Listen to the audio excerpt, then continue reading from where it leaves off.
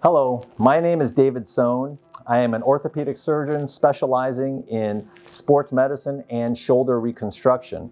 I am a professor of orthopedic surgery at the University of Toledo Medical Center and the chief of the shoulder and sports medicine division.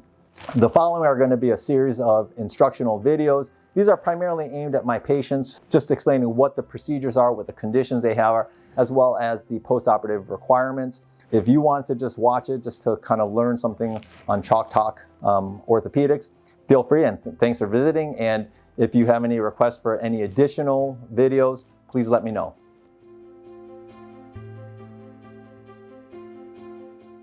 Next, I would like to talk about long head of biceps tendinitis. The long head of biceps is one of the 7 main pain generators within the shoulder. The shoulder is a ball and socket joint that actually has a tight groove right here in the front. Within that groove, the long head of biceps tendon, which attaches here, goes through this long skinny groove. And then there's also the short head of biceps tendon, which is a shorter, thicker, stronger attachment. And together, they form 2 muscles, the biceps. The problem is this long skinny groove, if there's tendinitis around the biceps tendon, it's a constricted space. So now you're forcing multiple structures in a tight constricted space, and that causes perpetual friction and inflammation. There are 2 major treatment options for this. Number 1 are steroid injections. A steroid injection can be given here just to eliminate the thickening inflammation, and then we go back to the original condition where the biceps tendon now fits in that groove. It's not like having a foot go into a shoe that's 2 sizes too small.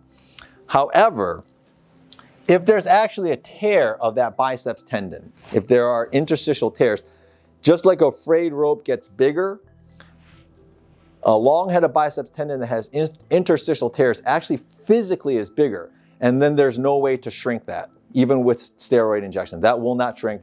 And in that case, injections will probably only give 1 to 2 weeks of relief. In this case, this would require surgery, and there would be 2 different treatment options. One would be simply to do what's called a tenotomy.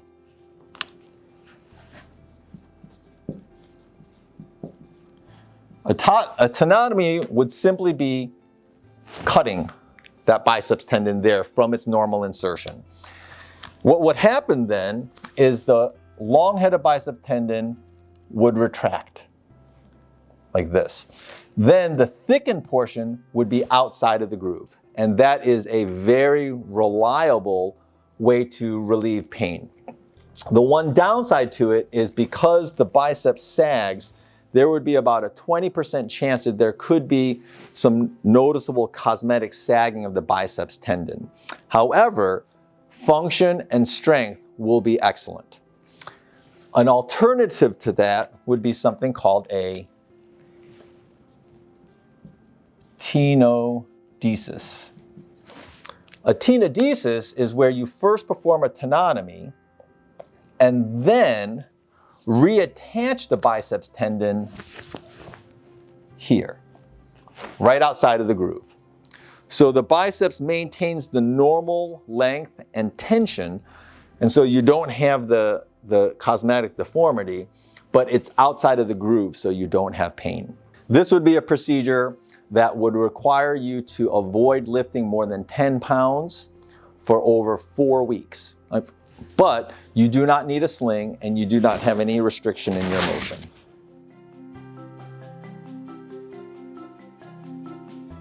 Next, I would like to talk about post-operative care after surgery. Because the surgical dressing you have on was put on in a sterile environment, I would ask that you keep that on for a full 48 hours. The surgical repair, the incision itself, achieves 90% of its strength within just 48 hours. So at that point, it is okay to remove the dressing and you do not need to put any new dressings on. It is one and done. However, I would like you to keep it clean, dry, and intact. At that point, it is okay for showers. I would ask that you not take baths at that time. No baths or whirlpools or swimming pools until the 2-week mark. Once we're at 2 weeks, the surgical incision has reached 95% of its strength, and at that point, it would be okay to soak in a bath or a whirlpool situation. I would also just like to say one thing on how much time to be taking off for work. It really depends on your job descriptions. If you have a job which is essentially a sit-down job or a typing job, something where you don't have to either stand or do anything active, then you can return at 2 weeks. If you have a job where you do have to walk around and do some minimal work, such as being a hostess at a restaurant, leading people here or there, but not really having to carry anything heavy, then you can return at 6 weeks. If, however, you have a demanding job, something where you're lifting or you're working on heavy machinery, if you're walking on slippery or uneven surfaces, then you would need a full 3 months off unless there can be work accommodations made for you.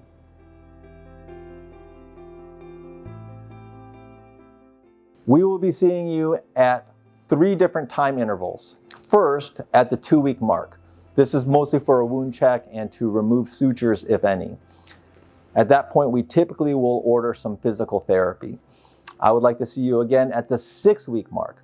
This is the point at which I will assess whether you need additional physical therapy or not.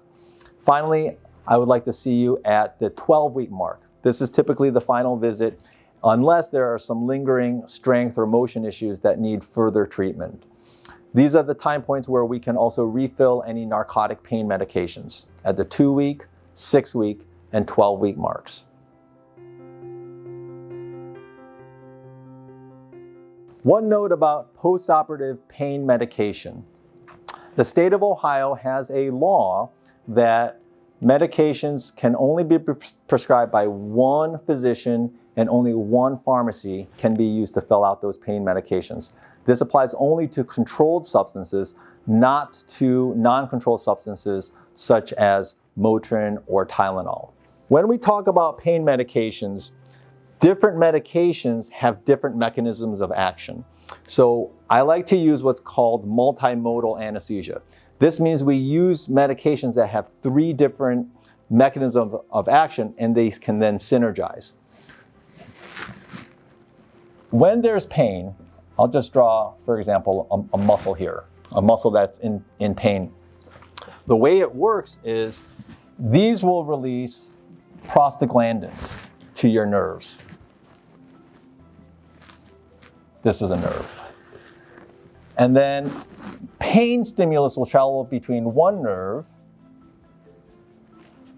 to another nerve. And ultimately, that reaches your brain, and your brain then interprets this as pain. This connection here is called a mu receptor. The receptors in your brain are called the C2 receptors. Different medications will affect different pathways. Motrin or other non-steroidal anti-inflammatories will act to knock out the prostaglandins. Opioids, such as Norco or Percocet, will act to knock out the mu receptors. But what's important to know about this is this happens only on a temporary basis. It's through a mechanism called competitive inhibition. When you take opioids consistently for more than 90 days, you then have a potential, actually a 60% chance to become addicted, because the body will then upregulate and create more of these mu receptors. This will require a need for more opioids in order to achieve the same pain relief. For this reason, we do not prescribe opioids for more than 90 days. Finally, Tylenol will knock out the C2 receptors. So this is why we use a pain medication profile that involves all three of them. My recommendation would be to use as your baseline medication ibuprofen, 800 milligrams, 3 times per day as needed postoperatively. If this is not enough, then for breakthrough pain, you can use either Percocet or Norco. But this is your mainstay. This is the main medication you are using. If you don't have pain, don't even take this. If you have pain, take ibuprofen. If you have pain even taking ibuprofen, then you can take the Percocet or the Norco. Both Percocet and Norco contain Tylenol and opioids. So you can see this combination will hit all 3 parts of the pathway. I also wish to be clear about what we will prescribe and when. Because we want to do something called tapering, right? We're going to prescribe opioids just at the very beginning, but then each prescription we give will be less and will have to last longer. So at the 0 to 2 weeks, we will prescribe 27 tablets of Percocet or 40 tablets of Norco, because Norco contains less morphine equivalents. So we will prescribe this at the time of surgery. At the 2-week mark, 2 to 6 weeks, we will refill the exact same thing. 27 of Percocet or 40 of Norco. This will be refilled at the 2-week mark, but now it has to last for 4 weeks. Here, it lasted for 2 weeks. By lasting for 4 weeks, we're having the response. So it's important to know then, these 27 tablets of Percocet will have to last for 4 weeks, for a month. This means that you cannot take more than 1 Percocet per day. Finally, at the 6-week to 12-week mark, we will give another 27 of Percocet or 40 of Norco, but now this has to last for 6 weeks, right? So it's the same amount, but they're having to last longer and longer. This way we can taper you off and not have this upregulation of your mu receptors, right? Finally, at the 12-week mark, if necessary, 20 tablets of Percocet or 30 tablets of Norco can be given. Non-controlled substances like ibuprofen or plain Tylenol can be prescribed at any time.